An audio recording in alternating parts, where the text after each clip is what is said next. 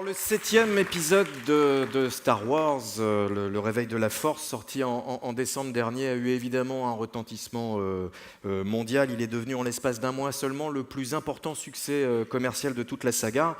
L'histoire de Star Wars se déroule dans un univers où la technologie est omniprésente, bien évidemment. On se bat au sabre laser, on côtoie des droïdes, on dialogue avec des hologrammes. Et finalement, toutes ces innovations sont-elles devenues techniquement réalisables? Est-ce qu'elles sont déjà parmi nous? Et pour évoquer ce sujet, un jeune padawan, Romain Albanque, geek, fan absolu de Star Wars, fondateur et dirigeant de Kangaroos 3D, start-up spécialisée dans la modélisation 3D basée à Seine-Innopolis.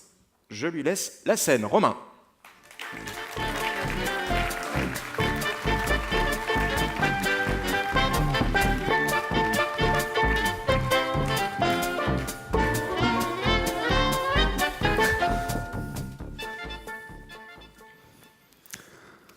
Alors, avons-nous tous jamais rêvé de tenir un sabre laser ou bien de voyager à la vitesse lumière à bord du Faucon Millenium avec Han Solo et Chewbacca? On va voir en fait les différentes technologies de Star Wars. Alors, je vais faire une liste très exhaustive. En gros, on va voir 3 choses. Le sabre laser, le voyage intergalactique et puis tout ce qui est télécommunication. Donc des choses, notamment les télécommunications, des choses qu'on connaît déjà. Et on va voir ensemble si c'est des choses qui sont existantes aujourd'hui ou est-ce qu'elles sont possibles dans un futur proche ou plus ou moins lointain. Le sabre laser, c'est une arme qui est technologiquement très avancée sur un simple problème de traduction, puisque en anglais, c'est un lightsaber, qui est un sabre de lumière, traduit sabre laser, donc on va tout de suite imaginer un laser, en fait, pour cet objet. Merci, super. Je vais revenir juste en arrière.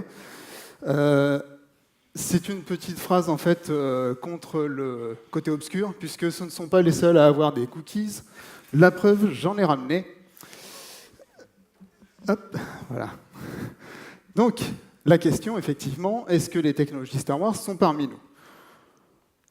Concernant le sabre laser, donc sur une simple erreur de traduction, on va s'acharner à imaginer en fait un laser au bout du manche, alors qu'en fait, peut-être du plasma serait beaucoup plus probable. Simplement, un laser, c'est un faisceau de lumière. Si on n'a aucun moyen de l'arrêter, il continue à l'infini. Techniquement, pas terrible, puisque si je dégoupille mon sabre laser et que je l'allume vers vous, je vous découperai absolument tous, étant donné qu'il n'y a rien qui arrêtera le faisceau de laser. On n'a aucun moyen actuel de pouvoir arrêter un faisceau laser, mis à part une surface solide, ce qui n'est pas le cas dans le film, qui pourrait effectivement renvoyer potentiellement le faisceau vers le manche, comme un miroir par exemple. Dans ce cas-là, je vous déconseille fortement de garder le sabre laser dans votre main. Simplement parce que 2 scientifiques français spécialisés dans le nucléaire ont calculé l'énergie qu'il fallait à un sabre laser pour pouvoir le faire fonctionner. Ils sont arrivés à une conclusion de 1 milliard de watts. C'est énorme. C'est l'équivalent d'une centrale nucléaire qui tient là-dedans. Ça me paraît être beaucoup. Aujourd'hui, je peux vous affirmer que ce n'est pas possible. Peut-être dans 1000 ans, alors, comme disait Joël de René ce matin, peut-être l'un d'entre vous sera une personne qui vivra pendant 1000 ans. Alors j'espère pour cette personne qu'elle connaîtra un jour le sabre laser. Ça pourrait être sympa. Donc, 1 milliard de watts, c'est énorme. Si on part du principe qu'on arrive à faire rentrer ça là-dedans, quand vous allez l'allumer, 1 milliard de watts, ça dégage une chaleur énorme aussi. Plusieurs centaines de milliers de degrés, ce qui fera fondre en quelques secondes le manche et vous calcinera la main instantanément. Donc, pour résumer, n'essayez pas, ni chez vous ni ailleurs, c'est vraiment trop risqué. Je vous le déconseille. L'image du fond, c'est probablement une première expérience d'un sabre laser qui a mal tourné. Voilà, je ne vais pas m'attarder sur le résultat. On voit très bien ce que ça peut donner. Quelque chose d'un petit peu plus intéressant, puisqu'on va voir qu'en fait, Star Wars, ce n'est pas que des avancées technologiques qui nous dépassent largement. La preuve, ceci est un téléphone. On appellerait ça, il y a quelques dizaines d'années, un tatou, éventuellement, et encore, il avait un écran. Tout à l'heure, Pascal Desfarges parlait des téléphones, tablettes qui perdraient leur écran. Dans Star Wars, ils en ont carrément pas mis.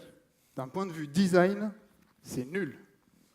Il y a un bouton, un micro. Vous parlez, on vous répond, c'est tout. Pas d'application, hein, pas d'écran tactile, ni rien. C'est ultra limité. Nous, on a ça, des smartphones, plutôt une belle invention. Le seul inconvénient, ça va être finalement la portée du réseau qui sera très limitée et le temps de communication. Donc le temps de communication qui, sur ce type d'objet, ne nous permettra pas de communiquer instantanément d'un bout à l'autre de la galaxie.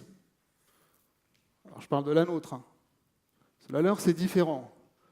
Dans Star Wars, quel que soit l'endroit où ils sont, dans la galaxie, ils vont pouvoir communiquer instantanément, sans aucun délai d'attente, de réponse de l'interlocuteur. Pour donner un exemple, la galaxie dans laquelle on se trouve fait 20 000 années-lumière, ce qui signifie que si vous appelez quelqu'un de l'autre côté, il faudra 20 000 ans pour qu'il ait votre appel. 20 000 ans pour qu'il vous réponde. La conversation, ça risque d'être un petit peu compliqué. Peut-être que finalement, le plus simple, ce sera de se déplacer directement. On en parlera après. On a vu aussi tout ce qui concerne les communications par hologramme. Alors, c'est une technologie qui est assez avancée dans Star Wars. C'est une technologie qui existe actuellement sur Terre. C'est les débuts, donc soyez assez cool avec le visuel suivant. C'est un début. Il a un intérêt, c'est qu'il est à la portée de tous. Dès l'instant où vous avez un écran, une connexion Internet ou une vidéo qui est adaptée pour l'utilisation de cet objet, vous pouvez le construire vous-même. Il suffit de taper les mots hologramme et smartphone dans votre moteur de recherche préféré, pour ne pas donner de nom, et vous aurez directement les plans et les types de matériaux à utiliser, et même des vidéos qui vous expliquent comment le faire. Donc c'est effectivement quelque chose qui est assez intéressant, puisqu'on pourrait imaginer faire une présentation ici, non pas sur un PowerPoint ou un bunker, mais en hologramme, directement au milieu de la scène. On a parlé du voyage intergalactique, c'est une des dénominations, pour faciliter les communications avec les personnes qui se trouveraient de l'autre côté de la galaxie. Bon. C'est intéressant. C'est probablement pas impossible, mais il y a des paramètres physiques à prendre en compte, notamment l'effet de spaghettisation.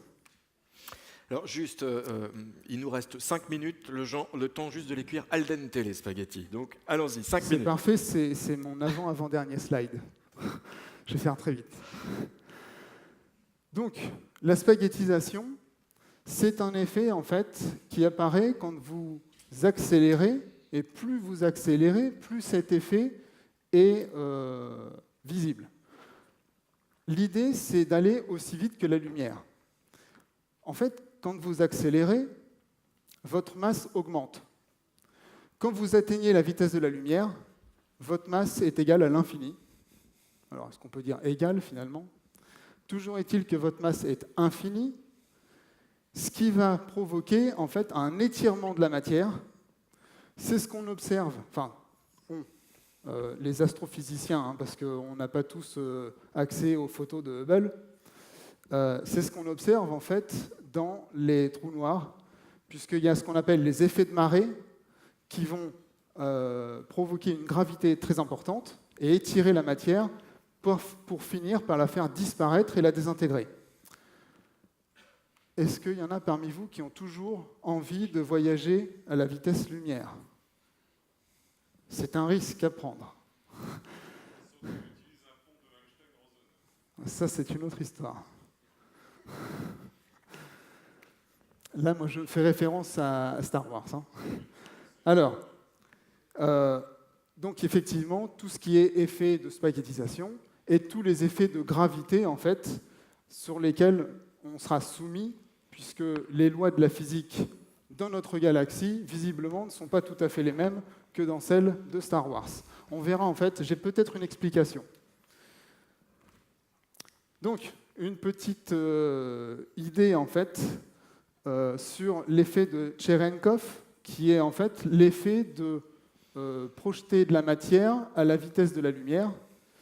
Ils ont réussi, en fait, à le faire, mais pas dans le vide. Donc, voyager à la vitesse lumière dans l'espace, on oublie, a priori, c'est pas possible. En tout cas, pour le moment. Je ne m'engage pas sur des futures découvertes, en fait, qui seraient potentielles, mais pour le moment, la certitude est qu'on serait désintégré quasiment instantanément.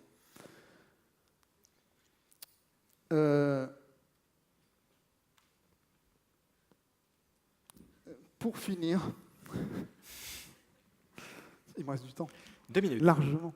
2 minutes. On va même pouvoir poser des questions. Donc, je ne sais plus ce que je voulais dire. C'est un problème. Cette idée est passée à la vitesse de la lumière. Ouais, exactement. Voilà. Vu que je ne sais plus du tout ce que je voulais dire, c'est pas grave. Je vais laisser le mot de la fin à notre ami Chewbacca, puisque c'est mon dernier slide. Une célèbre citation de lui-même que je ne traduirai pas, puisque je ne parle pas sa langue. Et je vous remercie pour cette écoute. Merci Romain. Allez, une question, mais pas en langue de Chewbacca pour Non, Romain. Je ne la parle pas. Oui, Je alors, vais il la répéter. y a un problème diplomatique, donc je n'ai Bonjour, pas je le droit de m'appelle dire Thierry quoi que ce Sampère, je soit. suis... voilà. Est-ce que c'est Grido qui a tiré en premier ou c'est Han Solo? Alors, il y a un gros problème diplomatique autour de ça. Donc, je ne peux pas vous dire plus en fait à ce sujet. Mais personnellement, vu que je ne suis pas du côté obscur, je dirais que Grido les a bien cherchés. Merci beaucoup Romain Albanque, mesdames, messieurs. Merci Romain.